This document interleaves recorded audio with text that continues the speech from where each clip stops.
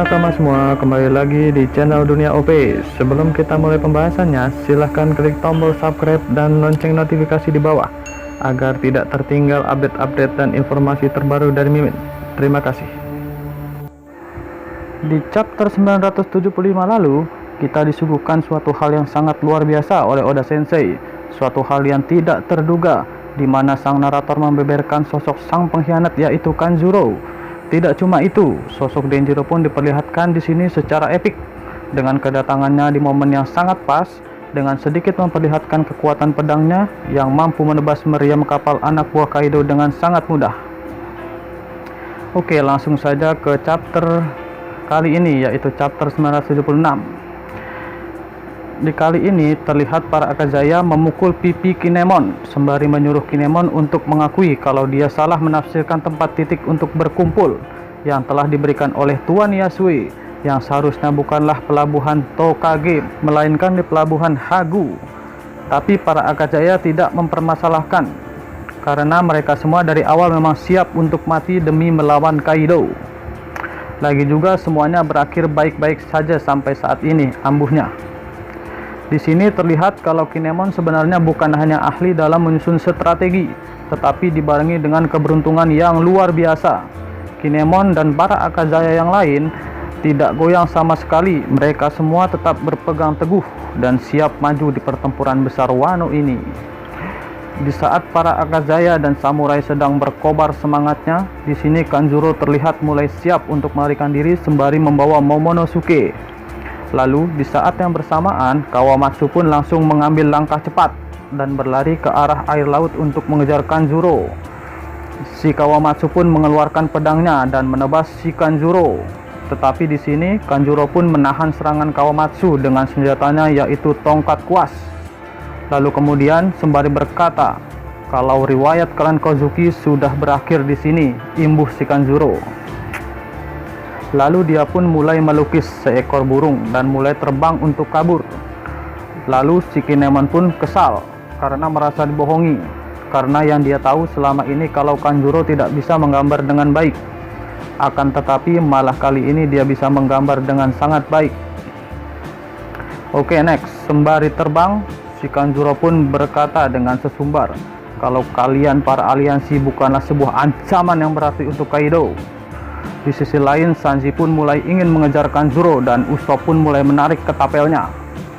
Akan tetapi di sini Kanjuro pun mengeluarkan kekuatannya dengan melukis awan hitam yang mampu mengeluarkan anak panah dan mulai melubangi kapal-kapal para aliansi. Di sini Momo terlihat mulai ketakutan dan terlihat ingin meminta pertolongan. Tetapi Momo mulai tersadar kalau dia meminta pertolongan kepada para Akazaya, yang ditakutkan nanti malah merusak semua rencana yang sudah disusun matang selama ini.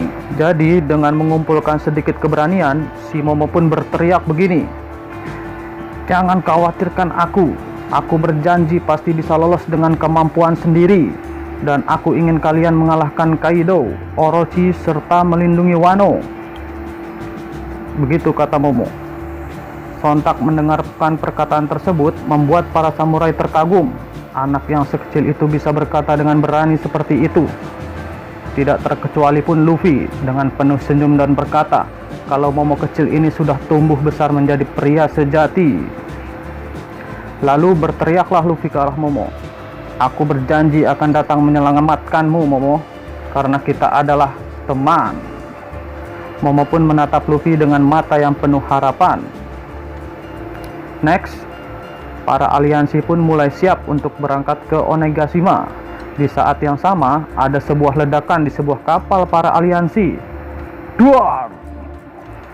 Bunyi ledakannya sontak membuat para aliansi kaget dan mulai mencari-cari apa penyebabnya. Ternyata yang melakukannya adalah kapal anak buah Kaido dengan menembakkan meriam dari jarak yang lumayan jauh. Ternyata di sini kapal perang buatan Wano mempunyai kualitas yang mumpuni untuk melakukan tembakan dari jarak jauh.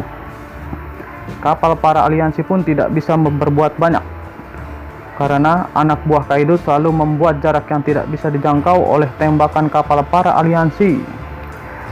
Satu persatu kapal para samurai pun mulai tertembak. Di saat para samurai mulai merasa kesulitan, muncullah sebuah serangan dari dalam air. yang membuat lubang besar di kapal anak buah Kaido. Nah, disitulah tokoh Jinbei Oyabun, sang kesatria laut, dimunculkan secara epik oleh Oda Sensei di sini. Saat Jinbei muncul, sontaklah membuat para SHP terkejut dan senang melihat Jinbei bisa selamat dari kejaran Big Mom di Whole Cake Island. Lalu saat Jinbei muncul, dia pun dengan berdiri gagah sembari berkata kepada semuanya, kalau dia, Jinbei, sang kesatria laut, secara sah telah resmi menjadi bagian dari bajak laut topi jerami. Mendengar perkataan Jinbei ini membuat para samurai dan yang lain menjadi kaget, tidak terkecuali si Lau dan Kid yang memasang ekspresi mencengangkan. Berakhirlah sudah cerita di chapter 976 ini. Jadi kalau kita bisa mengambil kesimpulan semuanya, di cerita chapter kali ini ada bagian yang paling menarik menurut Mimin, yaitu ekspresi mencengangkan Lau dan Kid saat mendengar Jinbei masuk menjadi kru topi jerami. Di sini Mimin pun langsung berasumsi saat melihat ekspresi Lau dan Kid, dan menurut Mimin pun ada dua kemungkinan Lau dan Kid bertingkah seperti itu. Yang pertama, mungkinkah Lau dan Kid punya masalah di masa lalu oleh Jinbei sehingga mereka berdua tidak senang mendengar bergabungnya Jinbei ke bajak laut topi jerami?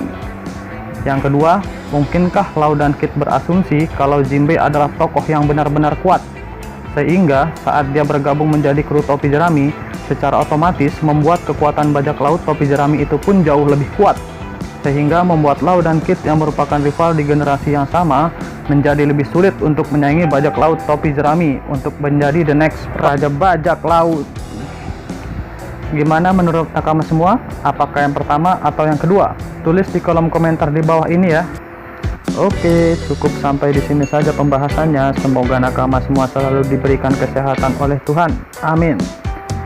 Terima kasih banyak. Sampai jumpa. Salam dunia OP. Bye.